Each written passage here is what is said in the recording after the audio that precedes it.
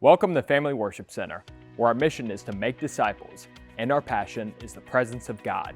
In every season, we are called to produce fruit. In today's video, Pastor Shawn talks about how we shouldn't neglect our current season in order to look ahead to the next one. But before we continue, make sure to like this video and subscribe to our channel for more uplifting content. And if you're in the Central Florida area, we'd love to see you right here on Sunday for our 9 or 11 a.m. services. Let's dive in. In Psalm chapter 1 and verse 1, it says, "Blessed is the man who walks not in the counsel of the wicked, nor stands in the way of sinners, nor sits in the seat of scoffers, but his delight is in the law of the Lord, and on his law he meditates day and night. And he will be like a tree planted by streams of water.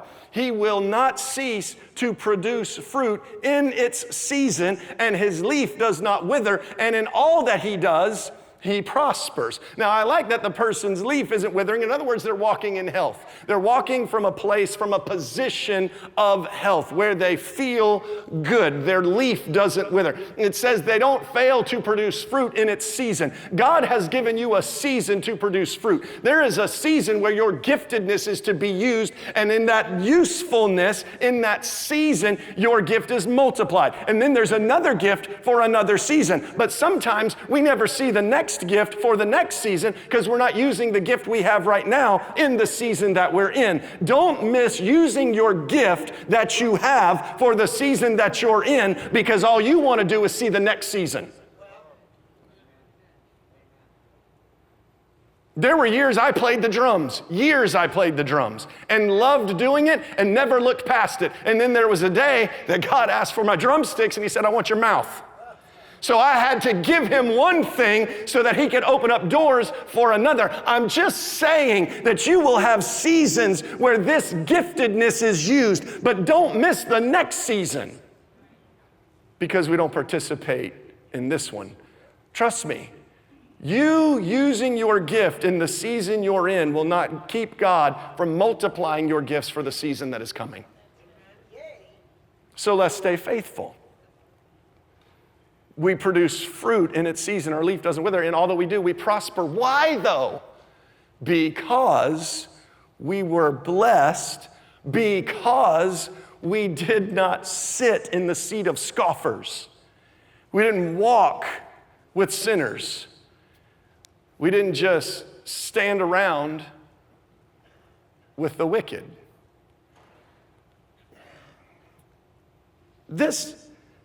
I think this is hard today.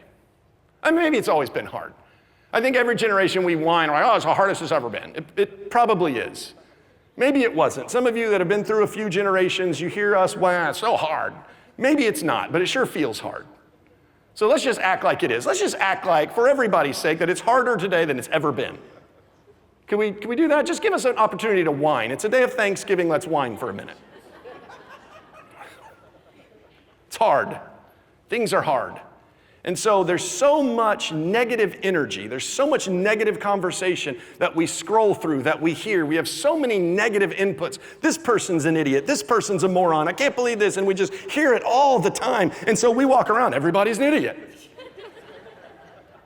Why did you say that? Because I've been listening to this all day. All I heard today is how stupid people are.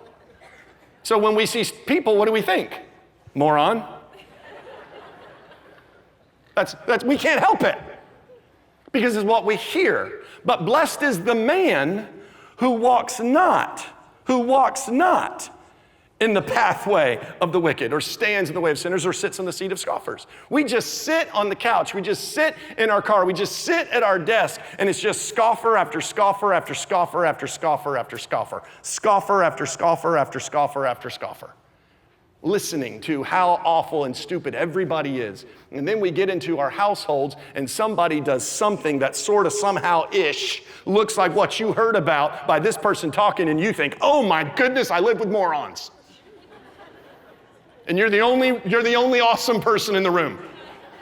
The whole world's falling apart, but you are awesome. God, angels, you, the rest of us. And so what's in us, we begin to speak, and it causes our attention to be in a place that is not thankful.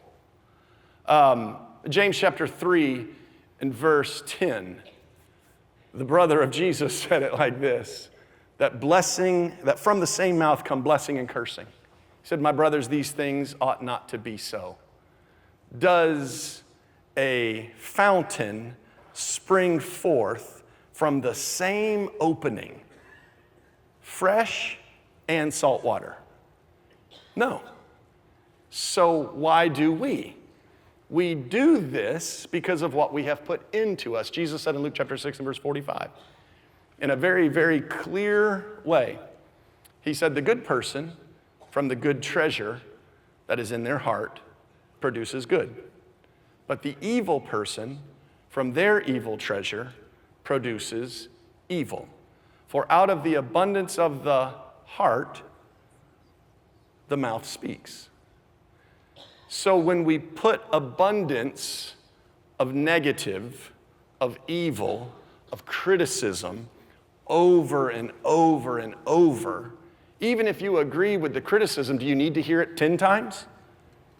Can't we just, have you ever done this? Have you ever seen like something happen to somebody and you read a story about it, something negative, somebody that you don't like did something stupid, they got in trouble, and you read a story about it? And did you just keep reading more stories about the same thing? Like this athlete, this team, this politician, this whoever, like this preacher, I can't, and just keep reading story after story after story. You got it the first time. You don't need all the sordid details. But we just keep filling ourselves up with the same thing, thinking worse over and over and over, and then we wonder why that's how we talk. It's because that's what we have put in. And so we either are going to take time with the gospel or we're not. And this is something that I have never seen in this text. There was much grass. All I ever complain about, no fish, no bread, no money. There was much grass. Now, that may not matter to you, but what Jesus did was, he took what he had, and he took where there was abundance, and he leveraged what he had for a miracle. They had a whole lot of grass, so we're going to use the grass. Everybody get in groups. Everybody sit down. Sit here, sit there, spread out. We've got a lot of grass. We don't have bread, we don't have fish, but we have a lot of grass. So let's spread, let's get all ready. He was setting up a miracle with what he had. And then he gave thanks.